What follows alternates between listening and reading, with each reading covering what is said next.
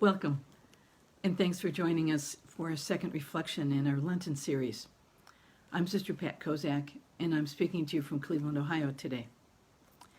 I'd like to offer two reflections, two invitations really. One is drawn from this coming Sunday's Gospel. The second, from something we do every day, every minute. First, the Gospel. It's a familiar story, the Transfiguration.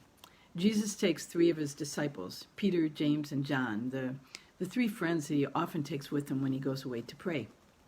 And they are there together when suddenly everything changes. Something mystical is happening. Moses and Elijah are standing there with Jesus. Light is surrounding them. The disciples are awestruck. And then, just as suddenly, it's over. It's done. Everything is seemingly back to normal. But not quite. The disciples remember. They remember and they continue to ask, what just happened? What did that mean? Who is this teacher that we're following? The disciples saw what they did because they were paying attention and they were open to being surprised, to see in new ways. There is an invitation to each of us in this story. We may not see Jesus standing with Elijah and Moses, but perhaps we see things with just as much potential to change our lives as the disciples did.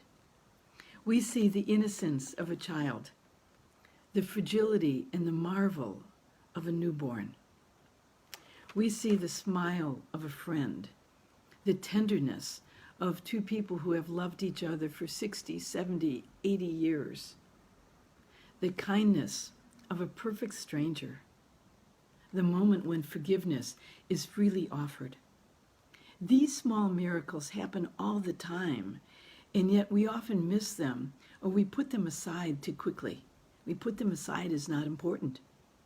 And so I invite you to pay attention this Lent. Pay attention to the ordinary marvels and wonders all around you, and remember them. The line attributed to Mary works for us, and she treasured all these things in her heart. Notice the difference they make in your life. Notice the difference it makes in your life when you remember and savor these everyday miracles. That's the first invitation. The second one I want to offer is really simple. It's to slow down and breathe this Lent. Slow down and pay attention to your breath. We know how to do this. We breathe all the time. We've been breathing all of our lives without ever paying much attention to it. So this Lent, slow it down enough to appreciate this wondrous act, this miracle of life that you and God are doing together every day, every minute. Before you head into a meeting or start a conversation that you think might be difficult, take time to breathe.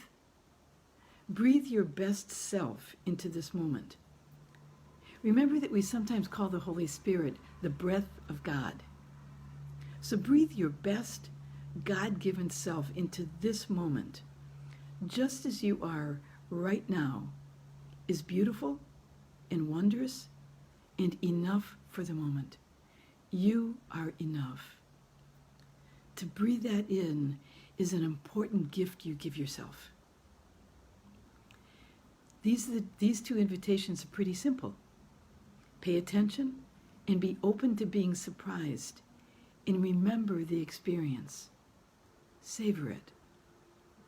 And the second, to breathe. Breathe in the goodness of your own wonderful self, just as you are. Breathe it in. Breathe in the goodness of others. Breathe in the love that we share. That's it. Two invitations. Have a good week ahead.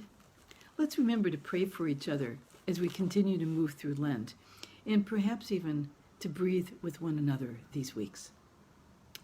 Thanks for joining us today. Have a good rest of the day.